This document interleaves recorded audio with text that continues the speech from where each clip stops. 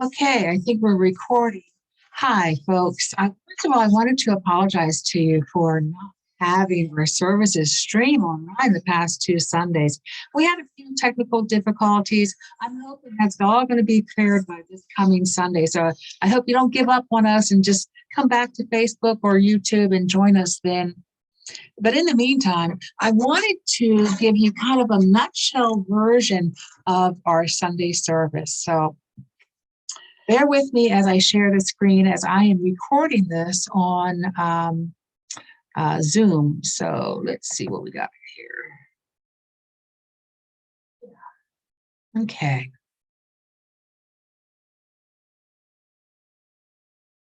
Okay, here we go. Okay, so welcome to Unity of Hagerstown. Our opening quote is from Martin Luther King Jr., and he states, "I believe that unarmed truth and unconditional love will have the final word in reality." And I solely believe this too. I truly do.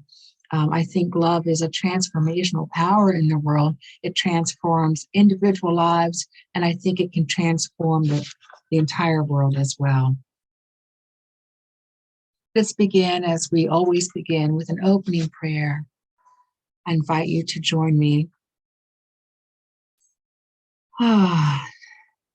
Just relax where you are. Close your eyes if you're comfortable doing so. Taking a nice, long, deep breath, pausing at the top of it. And as you exhale slowly, allow your body to relax, letting go of any stress, any tension.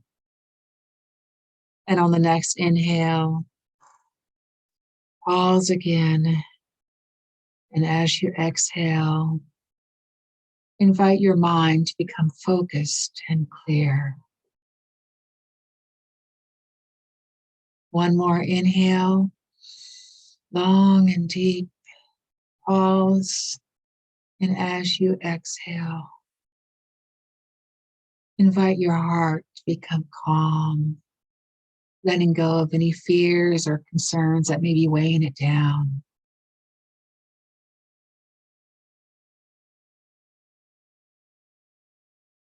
Let us affirm that we are open and receptive to the activity of spirit moving within us. You're open and receptive to love guiding us. And we give thanks for this time that we can come together in maybe an unexpected way, but come together and know that there is no barrier of time or space, that we are one. There's no separation here. We can connect even through this format. And we give thanks for this and for so much more. Amen. Okay. So last Sunday, we started off with a skit with January Ryder and I doing it. And I kind of debated whether or not I should try doing it myself, reading both parts. I'm not sure it's going to work. I may feel kind of schizophrenic doing it, but it's such a cute skit. I wanted to share it with you anyway. So I'm going to go ahead and try it. And hopefully you'll know when I'm switching characters. If it doesn't work, just fast forward a couple minutes. Okay. Tech support. How can I help you? And the customer says, "Well, after much consideration, I've decided to install Love. Can you guide me through the process?" "Yes, I can help you. Are you ready to begin?" "Well, I don't know if I'm any good at this, but I think I'm ready. What do I do?" "The first step is to open your heart. Have you located it?" "Yes, but there are several other programs running right now. Is it okay to install Love while they're running?"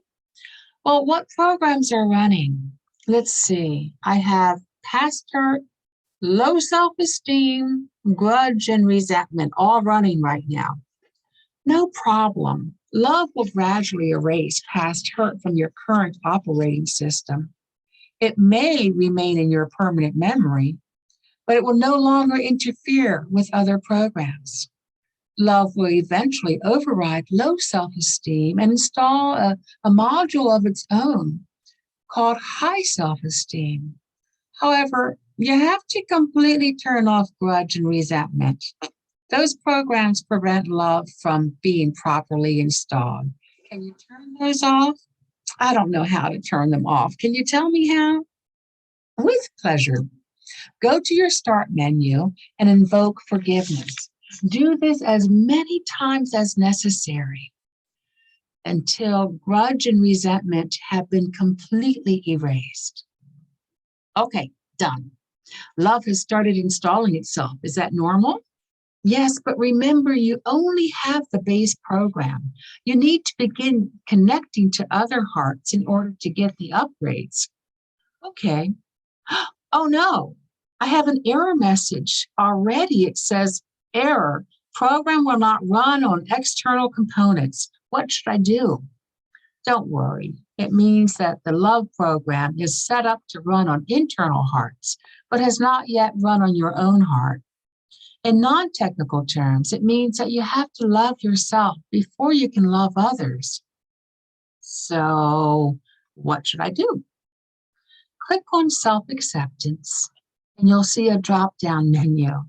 Now, click on the following files: self-forgiveness, realize your worth, and acknowledge your limitations. Okay, done.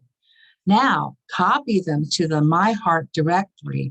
The system will overwrite any conflicting files and begin patching faulty programming. Also, you need to delete self-criticism from all directories and empty your recycle bin to make sure it is completely gone and never comes back. Okay, I got it. Hey, my heart is filling up with new files. There's a big smile on my monitor, and peace and contentment are copying themselves in my heart. That's normal. So you have successfully installed love. One thing before we hang up. Love is shareware. Be sure to give it and its various modules to everyone you meet. They will in turn share it with others and return some cool modules back to you. Thank you, God. You're welcome, my beloved. I'm always here for you. So there you have it. There's a skit. I hope you can follow along with that. So we are continuing with our series based on James O.G.'s book, The Soul Awakening Practice. And the practice, I want to just briefly outline for you who may not know, is based on this little prayer, this 12-word prayer: soul awakening, heart opening, light shining, love flowing, wounds dissolving, peace radiating. Beautiful prayer. You say it 4 times, a lot slower than what I just did. But the first time you say it is for yourself, and you just imagine your heart opening, that light shining within. The next time you say it, you say it for someone you love, a friend, a family member, and do the same imagery. Then the third time you say it for a community, whether it's your spiritual community, your neighborhood, or your community of friends. Doesn't really matter. Say it for what you consider to be community. And then the fourth time you say it is for the world. It's a planetary awakening, a global heart opening. I believe that this practice can change the world. It certainly can change our lives, our individual lives. So, as I said, we're continuing with this series, and we are on love flowing, if you haven't guessed already. O.D. writes that love is, I think I have a screen for that. I do. Love is the uniting movement of existence. It's the ceaseless flow of life-giving power, forever offering itself as the vital nourishment of all that creates wholeness and harmony. There's no place too filthy. There's no story too sordid or hopeless. for love to transform it with its beauty and healing power. Oops, let me go back. O'Day tells us that love is a quality of that light shining within. And it leads us to a real understanding that we are one. We are one spirit. We are one expression of God. We're not separated whatsoever.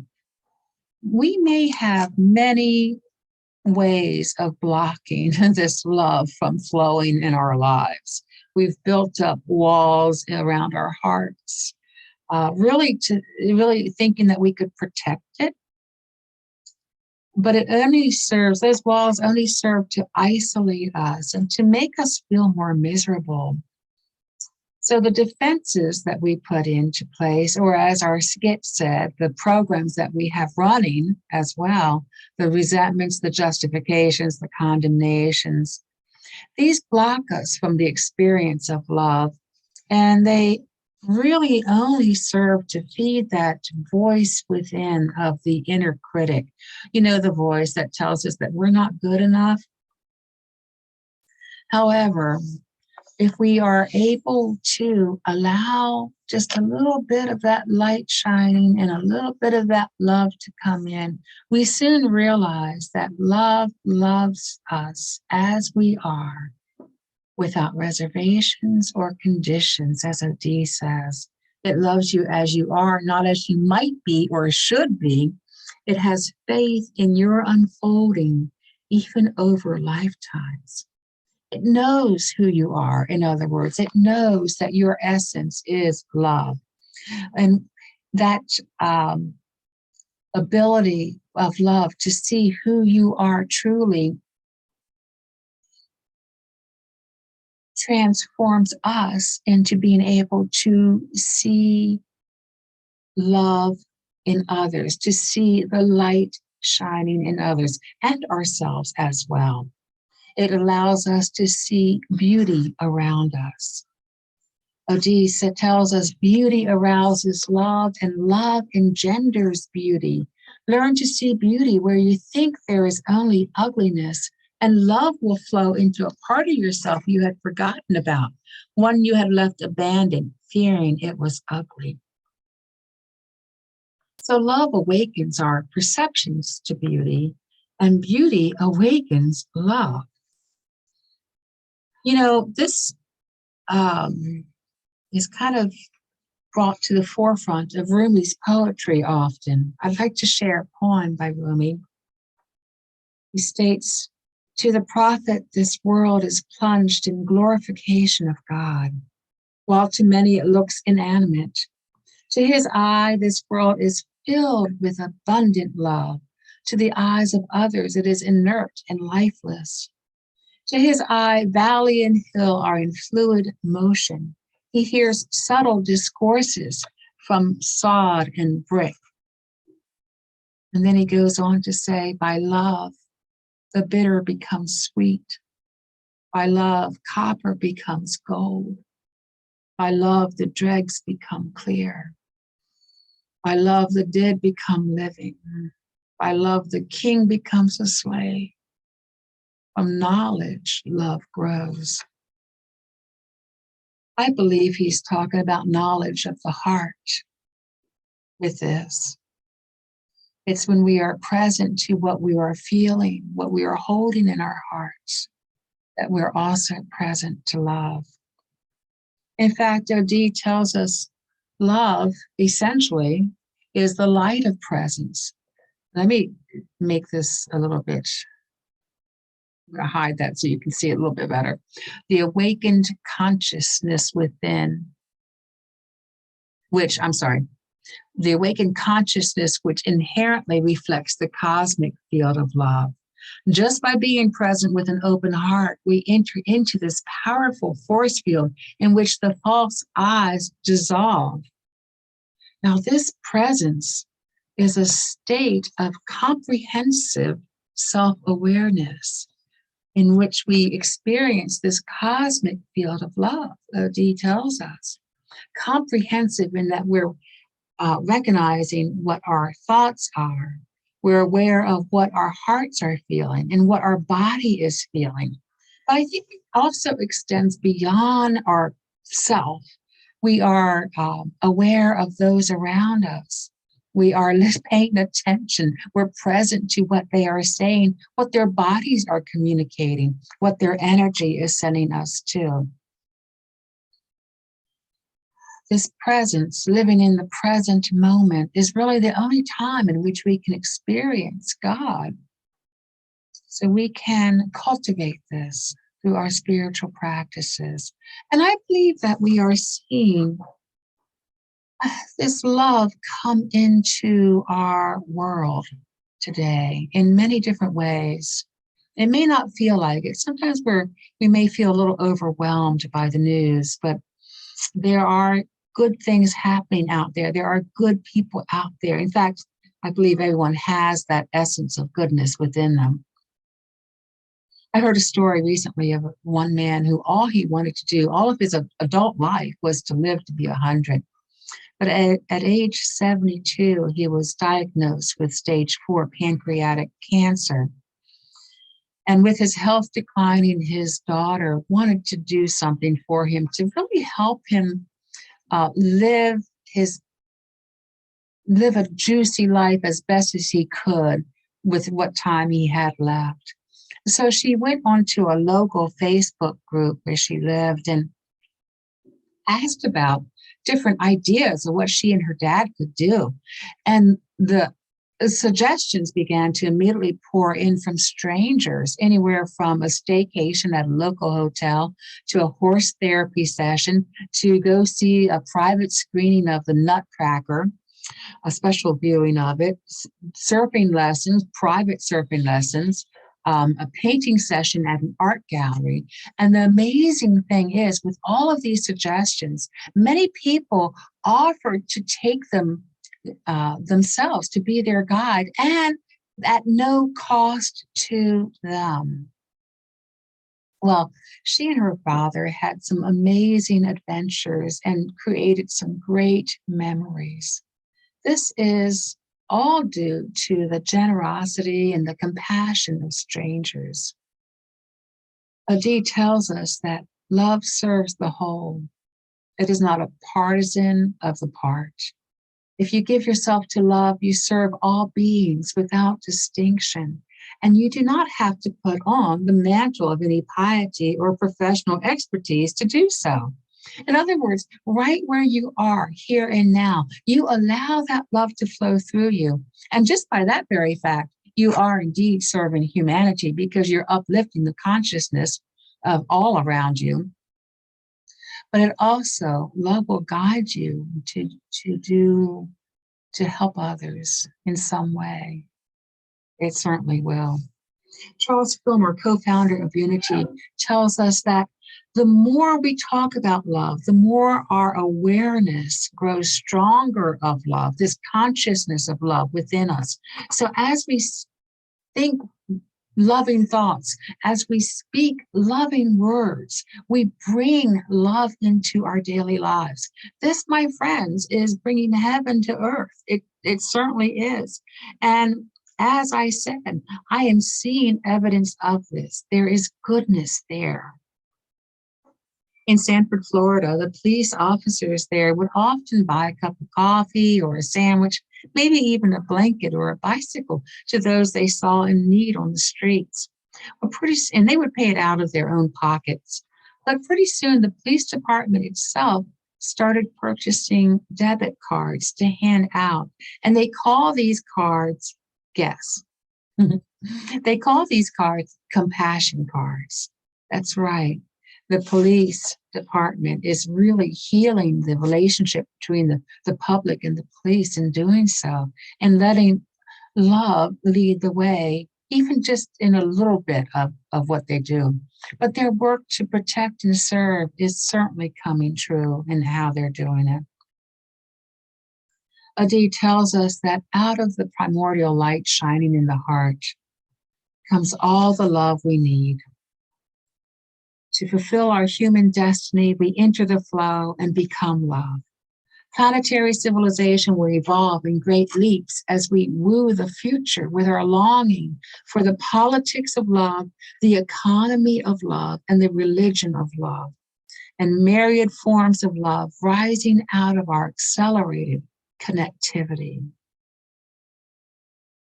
As we continue to grow in our awareness that we are one, we are not separate, this becomes a reality.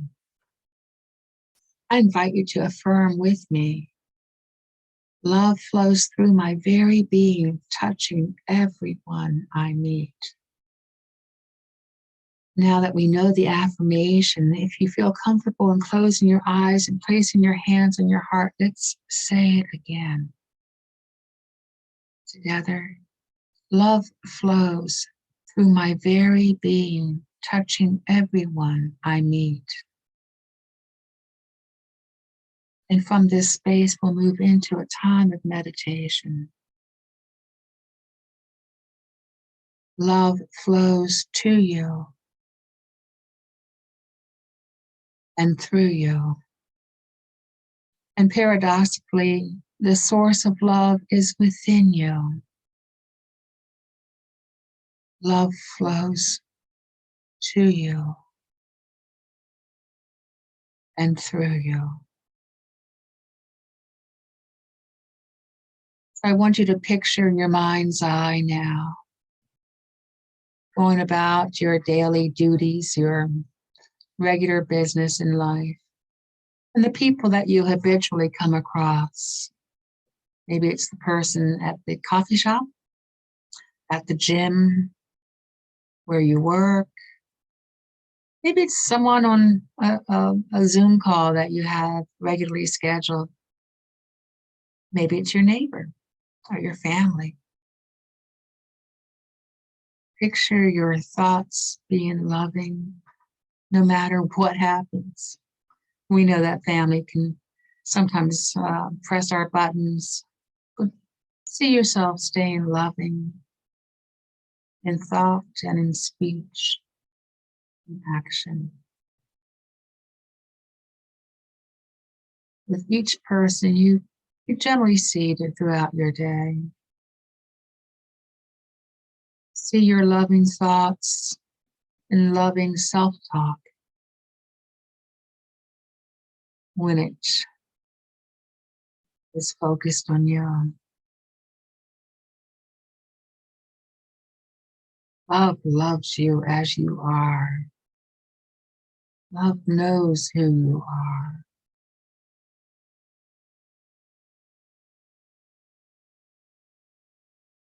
As we just rest here in this flow of love,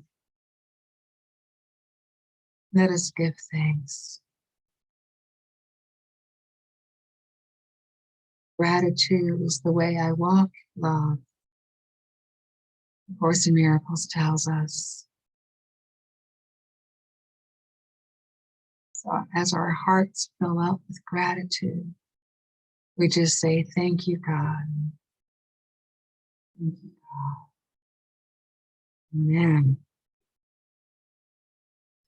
And from this place of wonderful connection, love flowing, let us say together this prayer of protection. This is a unity prayer that we end our service every Sunday with. The light of God surrounds us. I am light.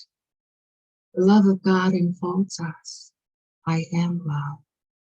The power of God protects us. I am power. And the presence of God watches over us. I am presence. Wherever we are, God is, and all is well. So I'm going to stop the share and give you a few announcements. So let's see what's coming up. Saturday, February 5th at 6 p.m. at the church in the parish hall, which is the downstairs area. We're having a wonderful event, Imbolc, which is another name for Candlemas, which is the the cross quarter date between the winter solstice and the spring equinox. And we'll be looking at the path that lights our way and also making brigid crosses. And then the following 3 Saturdays, the 12th, the 19th, and the 26th, we're having a Zoom class. It's on the basic teachings of Unity. So if you're new to Unity or just want to have a refresher, I invite you to take this class. It'll be maybe an hour and a half each day, starting at 10 a.m. on a Saturday morning. Just get your coffee. You can come in your PJs. I don't care. And for the link, you need to have the newsletter that gets sent out every week. It's an email newsletter. You can go to the website, unityhagerstown.org, and sign up for that, I believe, at the bottom of the homepage. And then on the 16th of February, we have something special coming up. I can't wait for this. This is a full moon, and we're going to have a full moon hike at Ann Baker's farm, and that will be at 6 p.m. We'll, of course, have a potluck, and it will be outside. So dress warmly. She has always a big bonfire going. And this is, of course, weather dependent, but I'm hoping that there'll be just a little bit of snow on the ground that will reflect the moon. And there's a nice 1 mile hike on her property that goes along a creek. There's a path, so you're not like, you don't need your machete. But dress warmly, bring a chair, a lawn chair, and maybe a couple blankets, depending on the temperature. So other than that, my friends, I hope to see you on Sunday, whether live in person or virtually on Facebook. I am quite confident that we will get our live streaming going again. Thank you so very much for being here with me today. It's been my pleasure. And just remember, I love you and I certainly appreciate you. Goodbye.